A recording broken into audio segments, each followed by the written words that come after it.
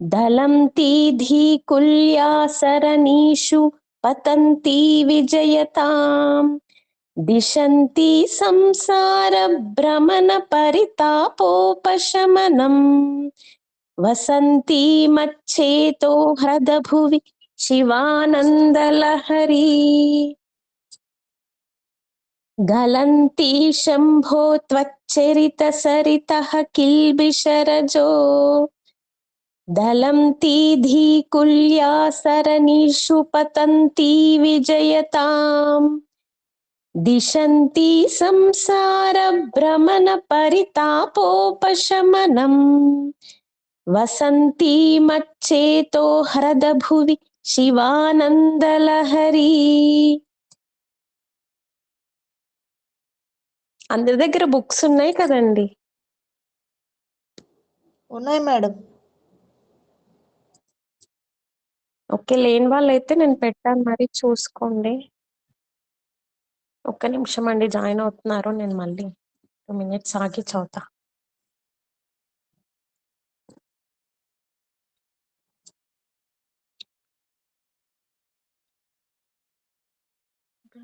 గలంతి శంభో త్వచ్చరిత సరితః కిల్బిషరజో దలంతి ధీకుల్యా సరణీషు పతంతి విజయతాం దిశంతి సంసార భ్రమణ పరితాపోపశమనం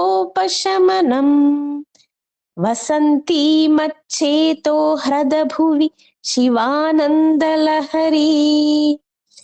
గలంతి శంభో త్వచ్చరిత సరితః కిల్బిషరజో దలంతి ధీకుల్యా సరణీషు పతంతి విజయతాం దిశంతి సంసార భ్రమణ పరితాపోపశమనం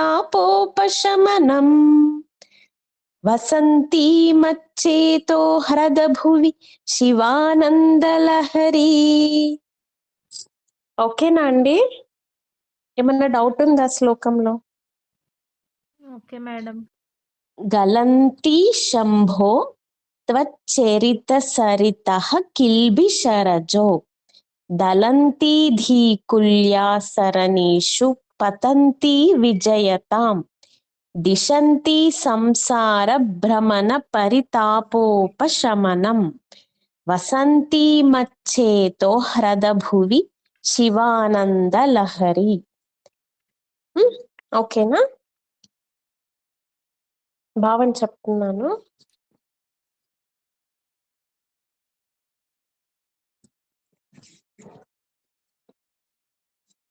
ఇప్పుడు భగవంతుని అనుగ్రహం ఎలా పనిచేస్తుందో చూద్దామండి. మనం నిన్నేం చేసాం? ఫస్ట్ శ్లోకంలో ప్రార్థన చేసాం. అమ్మా, ఈ నమస్కారం సమర్పిస్తున్నాను అని చేసాం పార్వతీ పరమేశ్వరులకి. ఆ తర్వాత ఏమవుతుందండి? భగవంతుని కృప ప్రవహించడం ప్రారంభమవుతుంది కదా. మనం ప్రార్థన చేశాం కదా. నెక్స్ట్ ఏంటి? ఆ కృప ఎలా ప్రవహిస్తుందో ఇప్పుడు తెలుసుకుందాం. భగవంతుడు ఇక్కడ ఒక అద్భుతమైన దృశ్యాన్ని మన ముందుంచుతున్నారండి.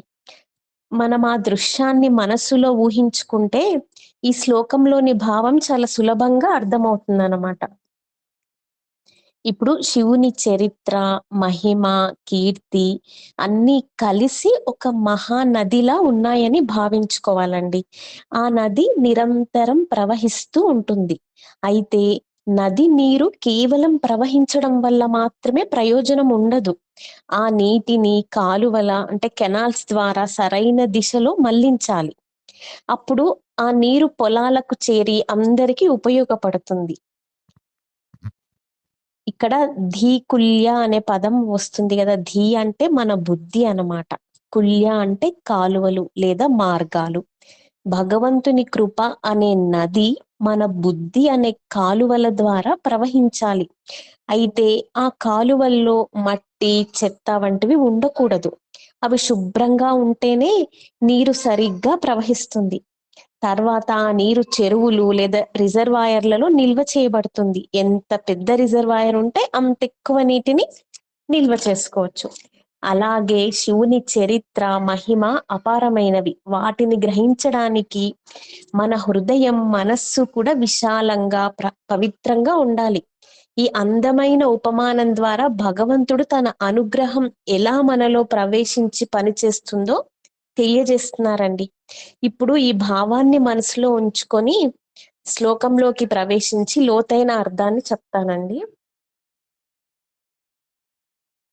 శంభోహు అంటే ఓ శివ, త్వచ్చరిత సరితః అంటే నీ మహిమలనే నదిగా, కిల్బిషరజో గలంతి అంటే పాపం అనే ధూళిని కడిగి వేస్తూ, ధీకుల్య సరణీషు పతంతి బుద్ధి అనే కాలువలో ప్రవహిస్తూ, సంసార పరితాప ఉపశమనం దిశంతి అంటే సంసార దుఃఖాన్ని తొలగిస్తూ, మచ్చేతో హ్రదభువి వసంతి నా హృదయం అనే సరస్సులో నివసించుగాక, శివానంద లహరి విజయతాం అంటే ఆ శివానంద తరంగం విజయం పొందుగాక అని చెప్తున్నారు. మన జీవితంలో ఇప్పుడు శివుని మహిమని ఒక పవిత్ర నదితో పోలుస్తున్నారండి. మన జీవితంలో ఎన్నో పాపాలు, అహంకారం, కామం, క్రోధం, లోభం వంటి మలినాలు పేరుకుపోతాయి. ఇవి ధూళిని మన మనస్సుని కప్పేస్తాయండి. శివుని చరిత్ర, శివుని నామస్మరణ, శివభక్తి అనే పవిత్ర నది ఆ ధూళిని పూర్తిగా కడిగి వేస్తుందన్నమాట. ఒక్క నిమిషం అండి, నాకు ఇక్కడ ఎవరో జాయిన్ అవుతున్నారు, కనిపించట్లేదు. ఓకే,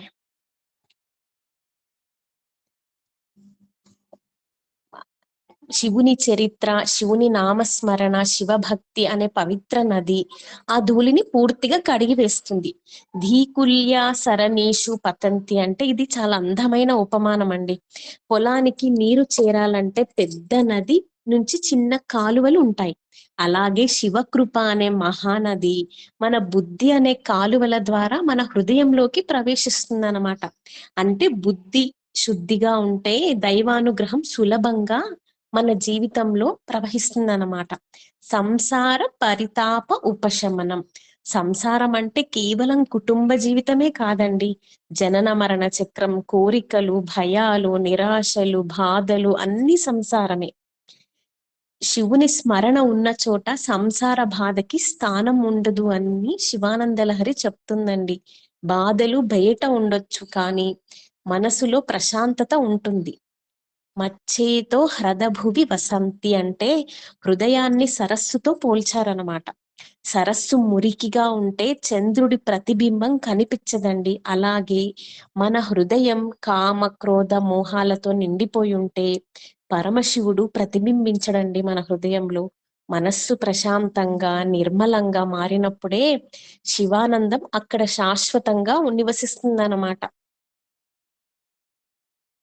ఇక్కడ మనకి 4 ఉపదేశాలు ఇస్తుందండి ఈ శ్లోకం.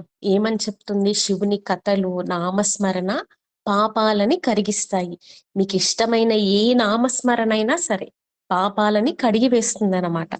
శుద్ధమైన బుద్ధి ద్వారా దైవకృప హృదయంలోకి ప్రవేశిస్తుంది.